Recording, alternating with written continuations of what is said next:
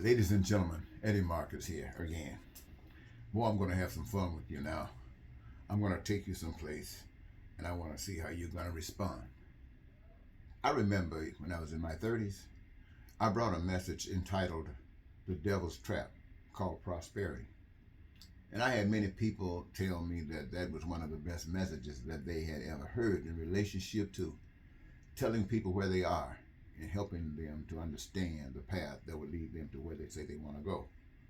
I thought that was pretty good, but I don't think it made any change in anyone's life as far as I would think that the message was for.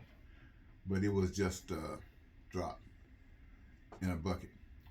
I would like to talk about that today. The message would be somewhat the same, but somewhat different. When I think about the devil's trap called prosperity, I'm reminded of the scripture in the Bible. I don't know if the Bible is really true or not, but I do know the story. And in that story, this wonderful, wonderful, wonderful world was created. And the thing that made this world so wonderful is that it was made to have everything that it would need for all times. And that involved the human population. The human population, they say it was formed out of the dirt and was breathed into it the breath of life. Man became walking around doing all the things that we do, I guess. That's what the story says. And the Maker had instilled in man's heart, humankind's heart, what it took to survive naturally. I mean, you don't just know everything until you get a chance to run into something that needs to be done. You get ready to go do it, and you figure it out. And it was made in such a way that we could live with all of our needs met, our wants and our desires. Listen to me. Imagine this, if you will. Never suffering for anything. Anything that you imagine that you might want, but you don't have it. Now you got the wherewithal to cause it, to bring it into existence. And it would be made available and through the reservoir of goods and services to whomever might want to benefit from it or take usage of it. That you would have access to everything, health care, transportation, infrastructure. Because why? You built it. You made it. This is your living, your daily life. Your everyday life is living, doing magnificent things for yourselves by doing it on the earth, glorifying God, because it's your imagination that's showing you what to do. And you got a joy in doing it. My. In this magnificent world, you don't suffer for anything. Your needs, your wants, and your desires, man. Ooh-wee. Peace, prosperity, and freedom. Now, think about that, because I want to pause it right there. Let's back up to that garden. And this humanity, right there in this garden, knowing this. But somehow, there's a distraction. I don't know what it is. I've read and heard different things. Some said it was a voice in the head. Another said it was a snake. Another said it was something. I don't know what it was. But something came, according to the story, and caused these people to do what they had not done and what they were not going to do, even though they were tempted. But they were satisfied, and now the temptation was too strong. And at that moment, it would appear to me that they were born again. They were born again out of the spiritual world of righteousness, goodness and kindness and all that stuff I just got through talking about, into a different world, a world of lies, a world of deception, that is reflected from that period of time until this period of time. And man being born into that by making a decision to step into that And all of the hell that exists comes from the evil one. It's from Satan using instrumentation called the people. Just like God wants to use us as instrumentation called the people, but we won't allow God to do that because we scared of God and we love the devil.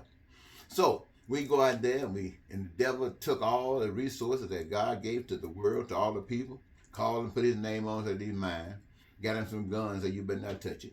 Says if you want it, I know you need it, well, you got to work for it, and made him some paper stuff and gave you some little money so you can go out there and work your tail off doing something, whatever you can find to do, so you can get that paper so you can come back and find you something to eat, find you some clothes to wear, and maybe have a place to stay. Depending on how well they needed you, they pay you big money. Sometimes they just need you to keep the crowd at ease, at bay. So they pay you hundreds of millions of dollars to play football and sports, or sing a song and stuff like this. But the super guys that make the real money, I heard somebody say they have to sell their soul. Because they don't engage in nothing, they're going to distract and take away from the game that's being played. And I'm not just talking about sports now, I'm talking about the game of life on this side of the field. With evil running the show, with Satan running the show. This is why when you see people who are totally committed, and I'm just going to use Donald Trump for an example. He's not it, but just for an example, because he stood up. He stood up for evil. He's still standing up for evil. Now, that's why you think he's not in jail. Because we all evil. These guys who got the power to be putting him in jail based upon the laws and stuff like that, they are evil too. They just ain't bold and stood and tell that evil. But they know that evil knows that they are evil. And so they sit back and wait, and they're really waiting for you, the people, to give them no choice. And as long as you sit back and looking for them to do something, you're going to get that mother thing. You know what that was, don't you? Okay, so my point is this.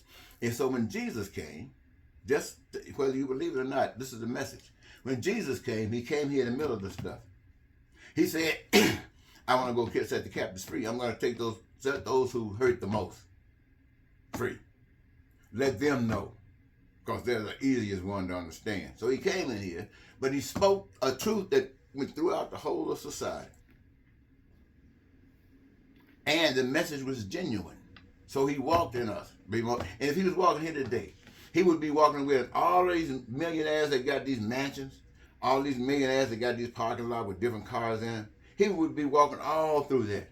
These guys who got things to go up and fly up in space and play around, or take yachts and go riding around the world and ocean. He walked all through all of that, saw that. And this power that runs everything knows that this one is special. And he allows this one to say, be a part of my team. And you can have the total boss of everything. But what was the message that Jesus said to that one? Spoke to all of those that believe in that one. Spoke to all of us who say we believe in something else. Went up on that cross and said, my Father is responsible for all of the stuff that exists. But under the power and the authority of evil, it's not worth having.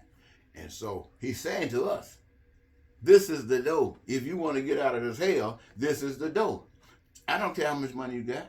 If you realize, you're not going to just realize, but if a miracle happens and you recognize that this is hell, that doesn't mean anything. You start standing up for righteousness. You start speaking against all that stuff out there. Why? You tell the people why they are going through what they're going through, what it is, and tell them how to change it. And that same thing that changes is the same thing that puts them on their road. And they have no problem with it. Because that road frees them. I am the way, I am the truth, I am the life, and no man gets to see the real life unless they follow this path. Jesus said. And look, just think about one man in America, the black man. I'm not saying about others, but this one, I'm talking about Dr. King right now. And I'm saying about him because I want to talk about Malcolm too, but Malcolm came out and scared me a little bit. I was taught against that violence. And he was talking violence, but Martin was talking the same old thing I was taught. And he went through all of what he did. I was thinking about that last speech he made. He'd been to the mountaintop. He had seen the promised land.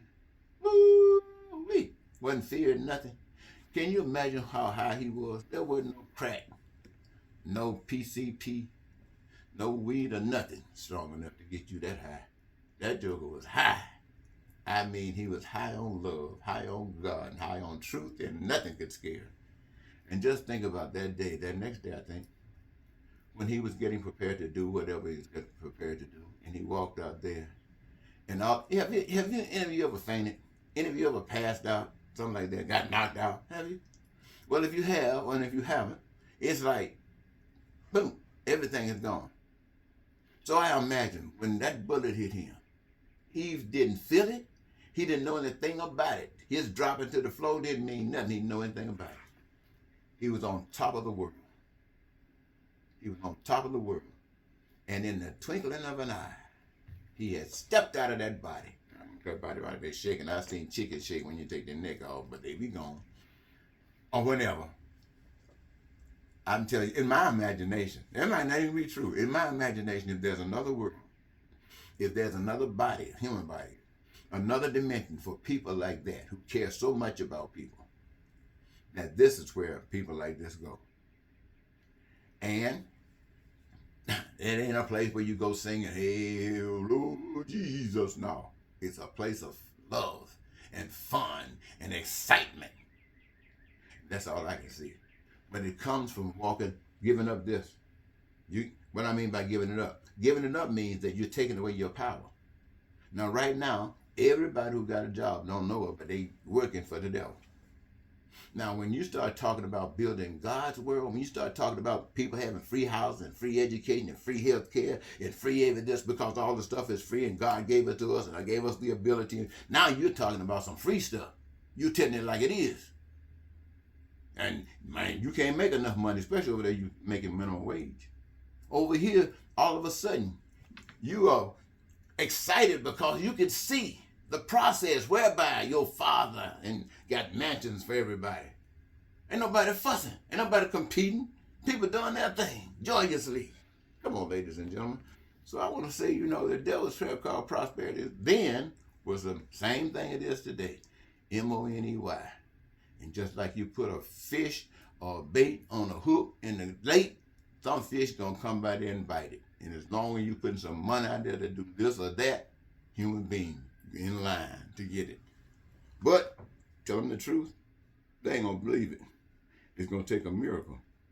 And whoever gets a miracle, don't get too excited, because that miracle is gonna require that you walk according to the dictates of that miracle. Otherwise, you just a lonely chicken out here lost trying to pretend like you know God. Who you talking about? Bye-bye.